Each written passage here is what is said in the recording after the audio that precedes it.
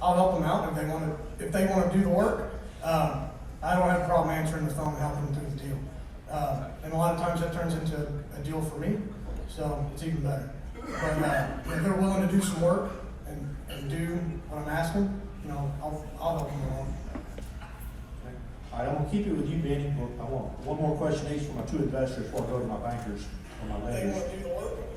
I get leads from outside my inner core all the time, and the numbers don't work.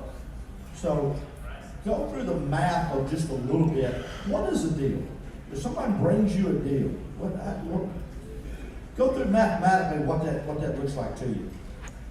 I like to buy at 65%. 65% of what? After repair value. Okay. So I want to be all in at $65,000 for a $100,000 house. That's a good deal for me. But it also depends too where the house is at. How much work does it need? I'll go to 70 or 75% if I don't have to do much to it. Or if I know I can move it quick. So. Will you buy at 80%? That's tough. Probably not. Brant, will you buy at 80%? I have in the past. Will you buy at 85? I've Will you buy at regretted 85? almost every time. Will you buy at 85%? Don't think I've ever bought at 85%. David, will you buy at 85%? Yes. All right, I got 200 out of my sum all to you tomorrow. I just made a sale, y'all. Oh, it's the improv, right? The real answer is it depends. Yeah. We're going to talk about that because you're right, it does depend. Continue on, Benny. I'm sorry, I had to jump in on that. No, but again, everybody buys different, so you can't go by one person's buying criteria. You got to go with what's going to work for you and what your goals are. But anyways, so they can bring me a deal. I'll buy it at 65%.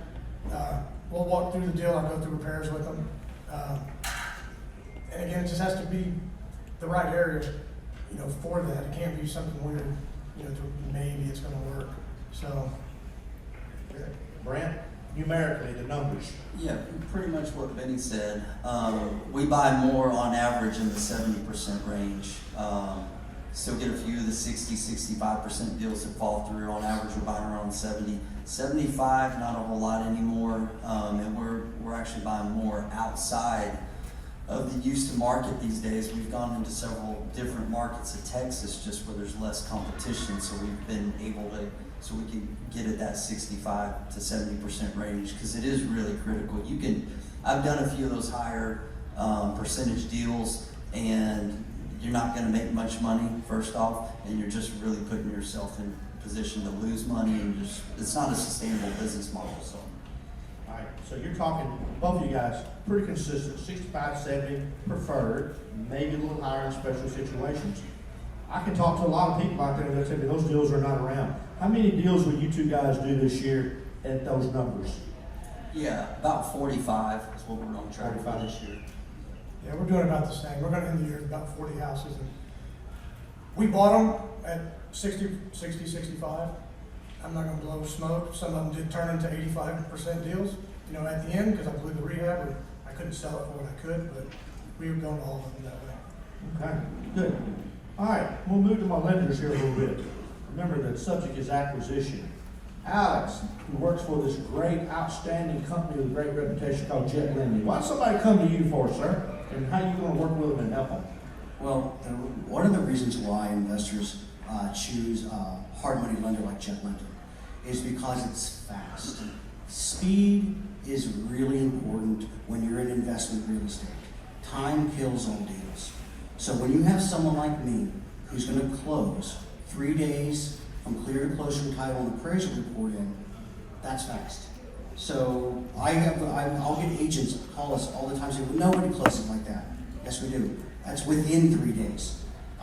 So that's why people really turn to hard money lenders, is to realize the speed of the deal. If you're going to close like these guys at 65 cents on the dollar, you ain't waiting 30 days. You got to get it done fast. And that's what we use. David, my banker, totally different mindset than the asset-based lender. Talk to them a little bit about how you can help the investor place out here where these guys are either buying and flipping, or maybe buying and holding.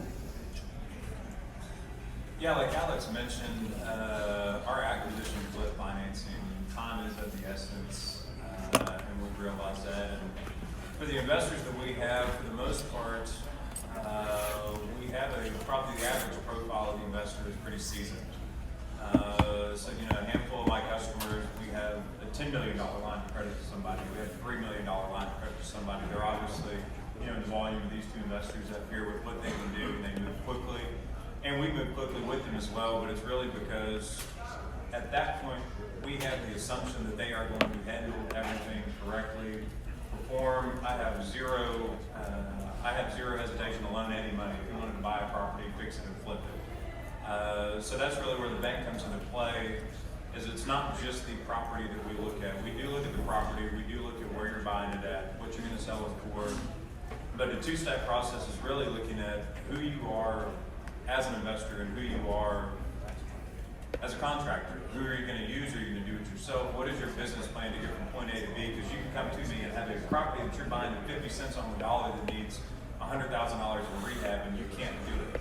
So unless you have the execution plan to get from point A to point B to sell that property, that's what we look for. We also look for you to, if it is your first deal, we want to have you have some reserves. You need some backup money to take care of things that if you hit that bump in the road, like Benny talked about going from 65 to 80,000, it's going to happen if you're going to buy properties.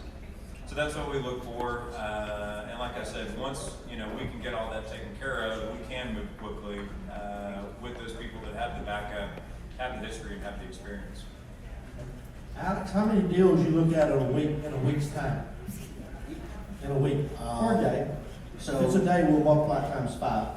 okay, yeah. So I'd say Or about 7. I'd say about 30.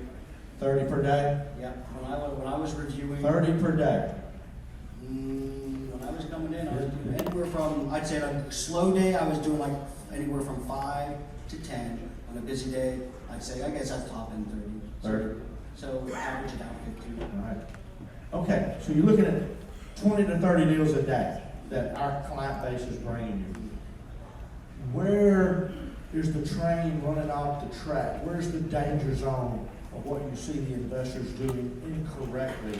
And the reason I have that not is for a negative, but I think that's, as I meet new investors, they're scared.